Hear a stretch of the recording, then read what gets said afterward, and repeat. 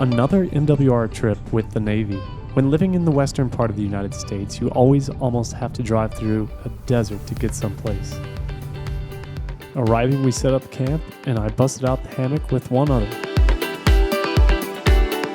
Everyone else used the MWR tents. Our campsite was very large and handled our 17 members very well. The very first morning, the staff was on point making breakfast. There was so much variety, and they had hot beverages for everyone to enjoy.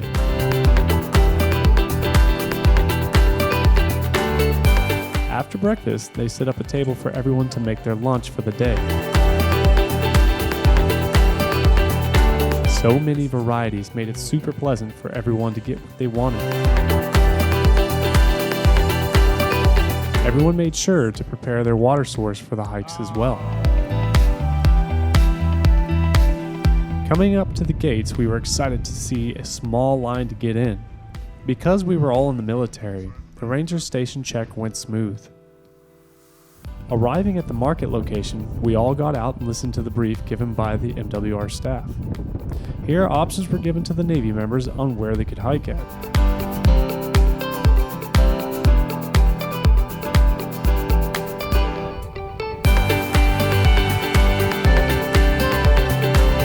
Setting foot off the bus and seeing the Grand Canyon was an awesome sight to see.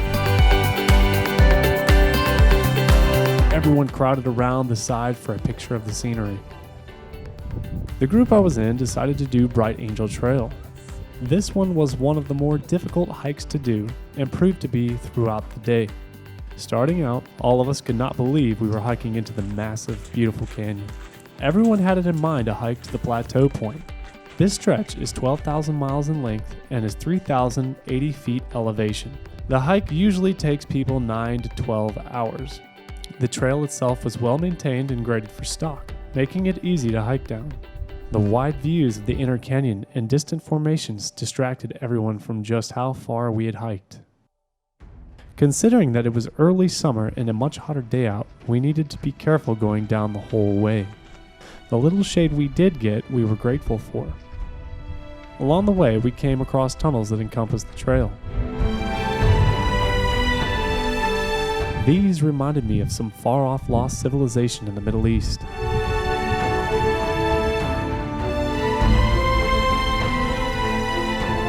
Going along, the group thinned out into smaller packs. The further we hiked, the better the views got. Every step seemed as if we were into the land before time.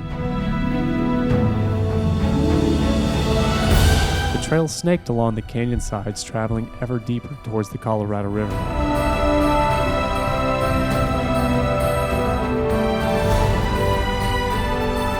Along the way, there were water stations to hydrate at. These are open from May to October. They are located at mile 1.5, mile 3, and at Indian Gardens. The park also offers mule rides in and out of the canyon. We just so happened to stumble across one while we were hiking down. One day I plan to add this to my bucket list of things to do.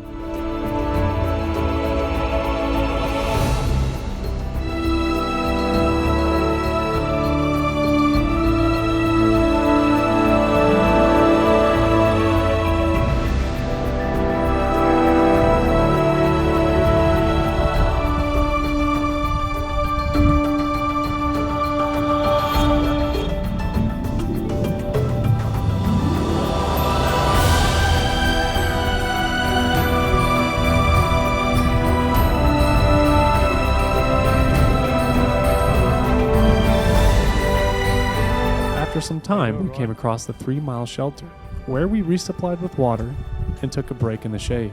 Here we ran across other members of our original group. It wasn't long before we hit the trail again. Every time we looked down, it seemed as if there were miles and miles of trail left, with countless switchbacks.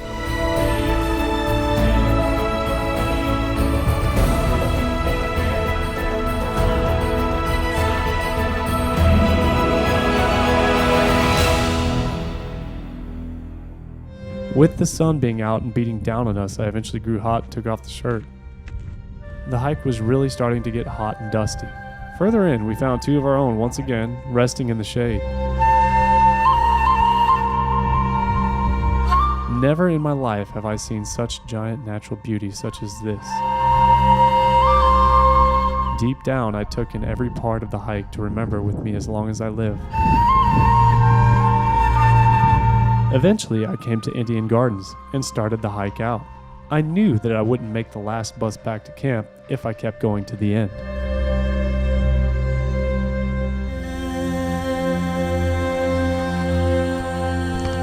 Going up takes twice as long as going down does, and requires many more stops for breaks and water.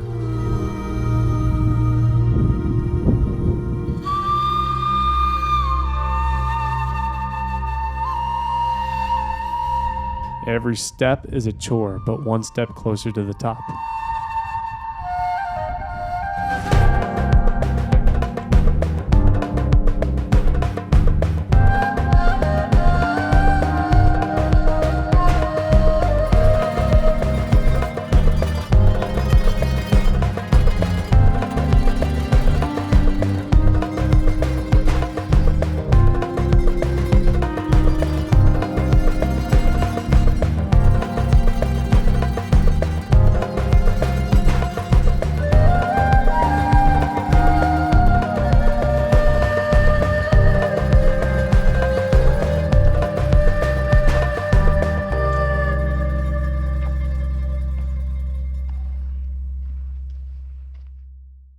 While hiking out, I came across an elk. These animals are one of the most dangerous animals in the Grand Canyon. That was one of the reasons I stayed so far back on the trail and didn't follow after it. After seeing the last tunnel, I knew I was super close to the top and took my time cresting the canyon. The oversight was stunning.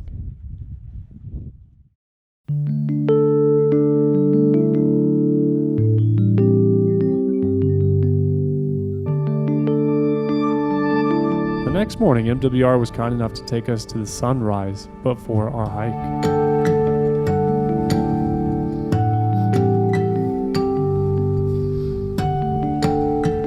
On this day, we all stayed mostly near the top and hiked along the rim trail to the south.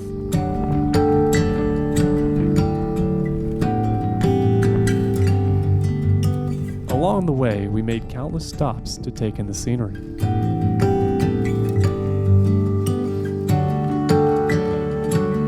Ryan decided to go bouldering and got injured. What'd you do, Ryan? This is what happens when you bring Corey with you. You get good service. He actually planned. It was a good thing we had two corpsmen with us.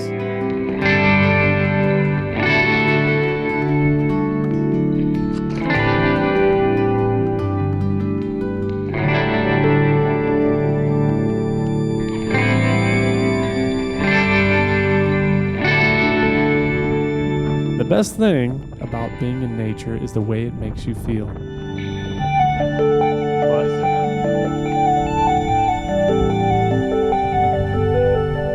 Every time I experience something new, it puts me in a place of peace.